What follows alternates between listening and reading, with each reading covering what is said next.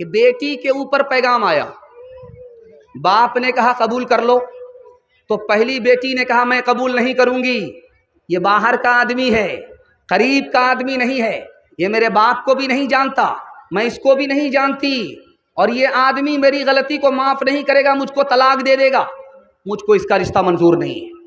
تو باپ نے دوسری بیٹی سے کہا کہ بیٹی اس کا رشتہ منظور کر لو، تو دوسری بیٹی نے کہا کہ میرے اندر تو کوئی کمال ہی نہیں ہے، عیب ہی ہے، مجھ کو یہ معاف نہیں کرے گا، مجھ کو اس کا رشتہ منظور نہیں ہے۔ تیسری بیٹی سے کہا کہ بیٹی تم قبول کر لو، تو تیسری بیٹی سامنے آئی، اس نے کہا ابا حضور اس رشتے کو میں سر آنکھوں پر رکھتی ہوں، مجھے یہ رشتہ منظور ہے، میرے اندر عیب بھی ہے، میرے اندر ہنر بھی ہے، اور میرا باپ بڑا آدمی ہے، چھوٹا آدمی نہیں ہے، اور میں نے خدا پر بھروسہ کیا ہے، اس لیے میں اس رشتے کو منظور کرتی ہوں۔ جب رخصتی کا وقت آیا، بیٹی کی شادی ہو گئی، رخصتی کا وقت آیا تو اس نے شرط رکھ دیا جب تک بستی کی لڑائی ختم نہیں ہوگی تب تک میں میکے سے سسرال نہیں جاؤں۔ بستی میں 40 سال کی لڑائی چل رہی تھی، 40 سال سے ایک بستی کی لڑائی دوسری بستی سے 40 سال سے چل رہی تھی، تو اس لڑکی نے شرط رکھ دیا میں اسی شرط پر جاؤں گی جب دو بستی کی لڑائی جو 40 سال سے چل رہی ہے ختم ہوگی۔ اب اس کا شوہر سوچتا ہے یار یہ لڑائی جاری رہے گی تو میری بیوی تو رخصت ہو کر کے آئے گی ہی نہیں، 3000 اونٹ لے کر کے وہ دوسری بستی والے کے پاس گیا، ہاتھ جوڑ کر کے کہتے ہیں کہ یہ اونٹ لے لیجئے اور لڑائی کو ختم کیجئے ورنہ میری شادی ادھوری ہی رہ جائے گی، میں بچے کا باپ نہیں بن سکوں گا۔ وہ لڑائی ختم ہو گئی، ایک بچی کی ہوشیاری سے 40 سال کی لڑائی ایک دن میں ختم ہو گئی۔ اللہ ایسی ہونہار بیٹی سب کو عطا فرمائے۔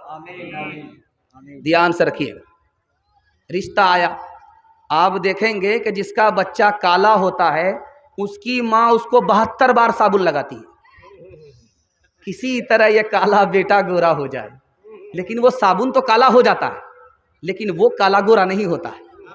لیکن ماں کی محبت ہے کہ وہ اپنے کالے بیٹے کو بھی 14ویں کا چاند سمجھتی ہے۔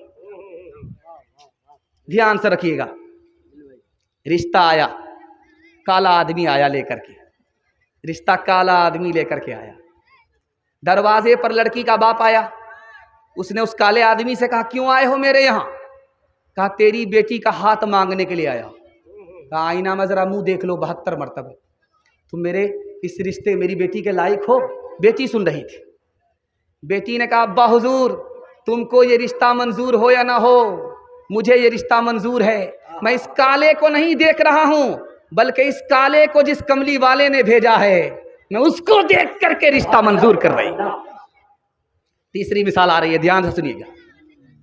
بیٹی کے پاس باپ آیا اور کہا کہ بیٹی خوش ہو جاؤ، تمہارے لیے ایسا رشتہ لے کر کے آیا ہوں کہ بستی میں کسی کو بھی ایسا داماد نصیب نہیں ہوا۔ تو بیٹی نے کہا ابا حضور کیا بات ہے، کیسا لڑکا ہے؟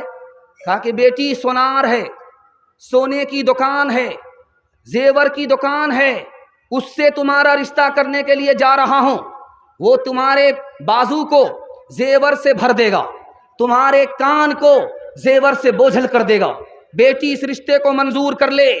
تو بیٹی نے کہا ابا حضور مجھ کو یہ رشتہ منظور نہیں ہے، وہ لڑکا ضرور ہے، سونے کی دکان ضرور ہے، مجھ کو سونا نہیں چاہیے، نبی کی سنت چاہیے، جب وہ لڑکا اپنے چہرے پر داڑھی نہیں رکھتا، نبی کا لحاظ نہیں کرتا، وہ میرا کوئی لحاظ نہیں کرے گا۔ چوتھا اور آخری نمونہ آپ کی خدمت میں لے کر کے آ رہا ہوں۔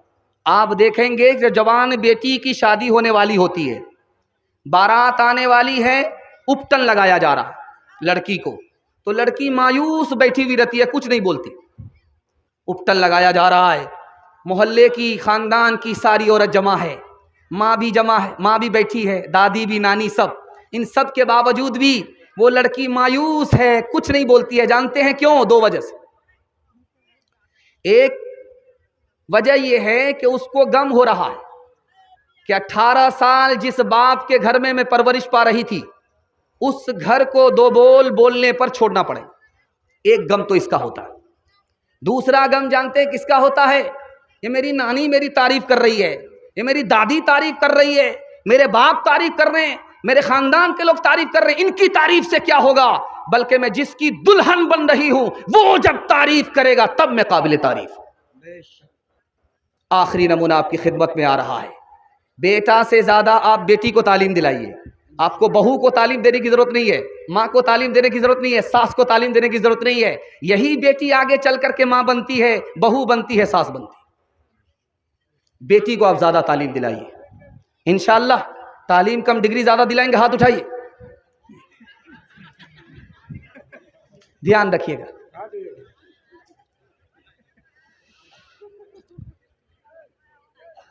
لڑکا پیچھے ہے، لڑکا آگے ہے، لڑکی پیچھے، لڑکی آگے ہے، لڑکا پیچھے۔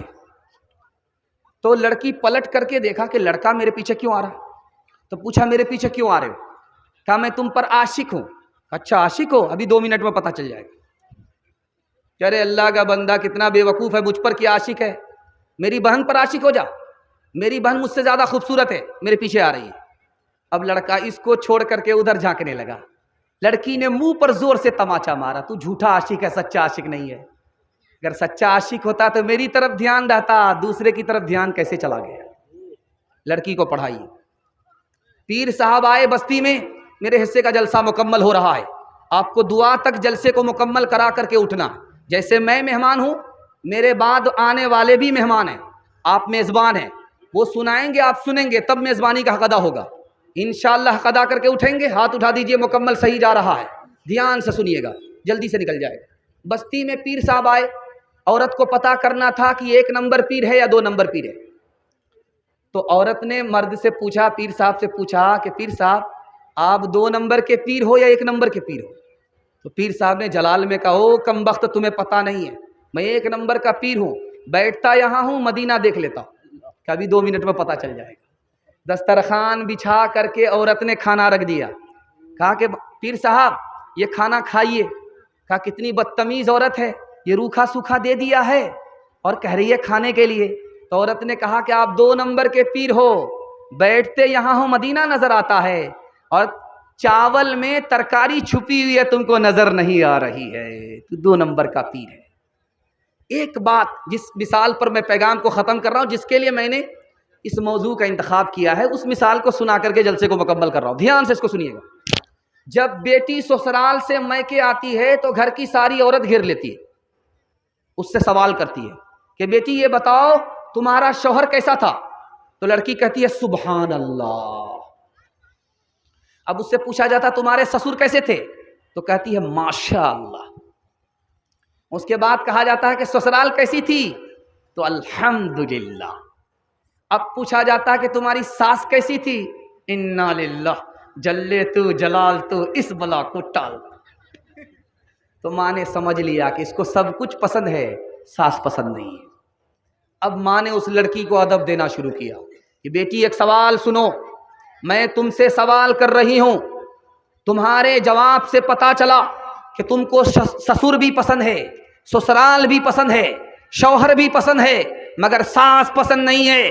بیٹی انصاف سے ایک میرے سوال کا جواب دو، تم جو میکے سے سسرال گئی ہو تم کو کون لے کر کے گیا ہے؟ تو بیٹی نے کہا میری ساس آئی تھی، مجھ کو پسند کیا تھا اور رشتہ کر کے اپنے بیٹے کے لیے مجھے سسرال لے گئی تھی۔ تو ماں نے کہا انصاف سے بتاؤ بیٹی، اگر ساس نے وہ احسان تمہارے اوپر نہیں کیا ہوتا تو تم کو اچھا سسر نہیں ملتا، اچھی سسرال نہیں ملتی، اچھا شوہر نہیں ملتا۔ اب بیٹی کو سمجھ میں آیا ساس دشمن نہیں ہوتی ہے، بلکہ کبھی ماں ہوتی ہے، کبھی ماں سے بڑھ کر کے ہوتی ہے۔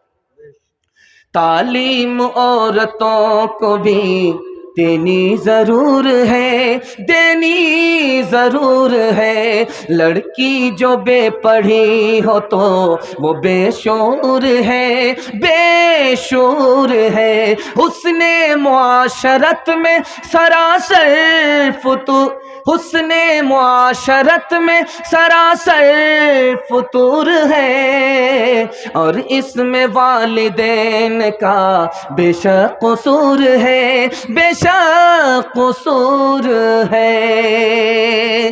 3 وعدے پر کھڑے ہو جائیے، آپ کے گھر میں کبھی آفت اور مصیبت نہیں آئے گی۔ گناہ کریں گے آفت آئے گی، غلط کمائیں گے آفت آئے گی، غلط ماحول میں رہیں گے آفت آئے گی۔ گارنٹی لیتا ہوں آپ تین کام سے توبہ کر لیجئے، آپ کے گھر میں کبھی آفت نہیں آئے گی انشاءاللہ۔ گناہ نہیں کریں گے، غلط نہیں کمائیں گے، غلط ماحول میں نہیں جائیں گے، نہ کتابوں سے نوازوں سے نظر سے پیدا، دین ہوتا ہے بزرگوں کی نظر سے پیدا، نہیں سیکھا انہوں نے دین رہ کر شیخ کے گھر میں، پلے کالج کے چکر میں، مرے صاحب کے دفتر میں، تھے کیک کے چکر میں تو روٹی بھی گئی، بڑی شیخی میں طاق میں تھے تو چھوٹی بھی گئی، نہ مانی بات وائس کی، تھے پتلون کے چکر میں تو لنگوٹی بھی گئی۔ وآخر دعوانا ان الحمدللہ رب العالمین۔